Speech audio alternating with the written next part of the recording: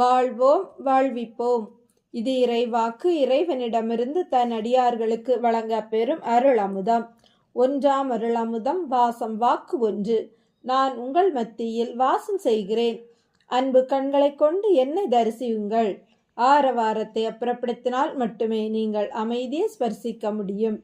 வாழ்வோம் வாழ்விப்போம். இறைவனை தரிசித்த சித்தர்கள் கண் விழித்து நடுநிசையில் பண்ணும் யாகத்திற்கு இறைவனின் தாயும் தந்தை உதவி பண்ணினர். ஒரு மண்டலம் தொடர்ந்து இரவில் யாகம் பண்ணினார். பார்வைக்கு இறைவன் பண்ணியதாக அமைந்ததே தவிர ஒவ்வொரு நாள் ஒவ்வொரு சித்தர் வந்தமர்ந்து பண்ணினார்கள். நாளே யாகத்திற்கு மூலிகை வேர்கள் இன்றே சொல்லிவிடுவார்கள். அப்பாவிடம் லிஸ்ட் கொடுத்து அனுப்புவார். மூலிகை வேர்களை வாங்கி வருவார். இரவில் ஓமகுண்டத்திற்கு முன் இறைவன் உட்கார்ந்து கொள்வார். மறுபுறம் அப்பா இருப்பார். இறைவன் கண்களை மூடிக்கொண்டு காட்சியில் வருகின்ற சித்தர்கள் சொல்கிறபடி எந்த மூலிகையை போடுவது என்பார். அப்பா போடுவார். ஆனால் காட்சியில் அதை அந்த சித்தர் போட்டு யாகம் செய்வார். உண்மையில் யாகம் செய்வது அந்த சித்தர். பார்வைக்கு இறைவன் பண்ணுவது போல் அரங்கேறும். அம்மா பக்கத்திலிருந்து பஞ்சமுக விளக்கை அணையாமல் நெய்விட்டு கொண்டே இருப்பார். யாகம் மிக சிறப்பாக நடந்தது. இந்த மண்டல யாகத்தை பொறுப்பேற்று நடத்தியவர் கருவூரார். இது இறைவனுக்கு மட்டுமே தெரிந்த ரகசியம். யாகம் நடந்து முடிந்த கடைசி நாள் அப்பா இறைவனிடம், இதனால் உனக்கு என்ன லாபம் என்று கேட்டார். எனக்கு எந்த லாபமும் இல்லை என்றார். அப்புறம் ஏன் இதெல்லாம் என மீண்டும் கேட்க, அவர் ஐயத்தை போக்குவது இறைவனின் கடனானது. சித்தர்கள் எனக்காக பண்ணும் யாகம் இது.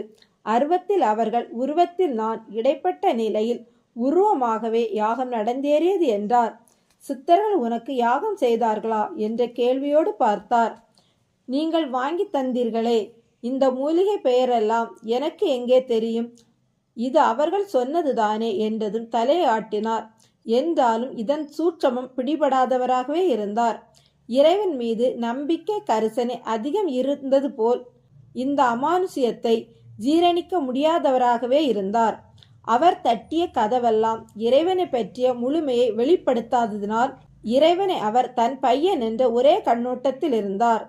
இறைவனால் உண்மை உடைத்து சொல்ல முடியாத நிலை. பக்குவம் வந்தாதான் பதில் கூற வேண்டும் என்று இருந்தார்.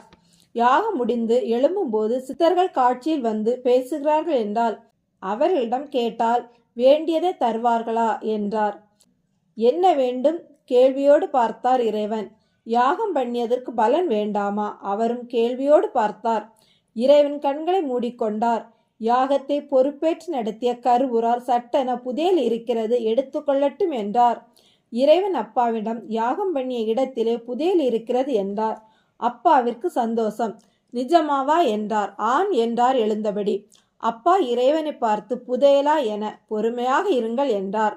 உள்மனம் கருவூரார் பார்த்து கொள்ளட்டும் என்று விட்டு விட்டார். மறுநாள் காலை யாகம் பண்ணிய இடம் தரையின் மேல் பகுதி மேடாக உயர்ந்திருந்தது. இது வீட்டின் முன்கூட நடுப்பகுதி. அம்மாதான் முதலில் பார்த்துவிட்டு சொல்ல, இறைவன் பார்த்தார். மனம் உடனே தோண்ட விரும்பவில்லை.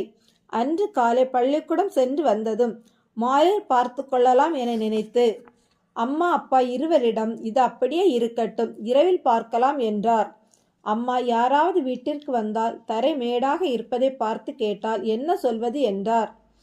அதை மூடி போடுங்கள், யார் கண்ணும் படக்கூடாது என்று சொல்லிவிட்டு அன்று பள்ளிக்கூடம் சென்று விட்டார். அப்போது 10வது வகுப்பு படித்து கொண்டிருந்தார். மாலை வீட்டிற்கு வந்ததும் புதையலை பார்த்தார்.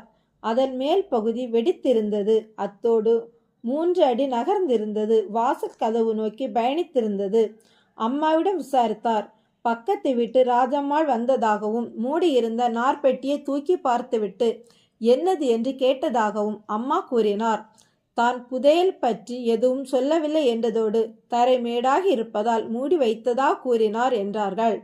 இறைவனுக்கு இது இனி உதவாது என தோன்றியது. இரவு உணவு உண்ணும்போது பார்த்தார். வாசல் கதவை தொட்டு இருந்தது மேடு. உறங்க செல்லும் போது வாசல் கதவை சாத்த சென்றபோது புதையல் மேடு இல்லை, தரை வெடிப்பும் இல்லை. அன்றிரவு அப்பாவிற்கு தூக்கமில்லாத இரவானது. எது தேவையோ அது கிடைக்கும். வேண்டி பெறுவதற்கு மண்ணில் எதுவும் இல்லை. அனுபவிக்கும் பாக்கியம் இல்லாத போது எதுவும் கைக்கு வராது என்று அப்பாவிற்கு புரிய வைத்தார். இது உபதேசமே அவருக்கு. கருவூரார் கை கொடுத்தது புரிந்தது.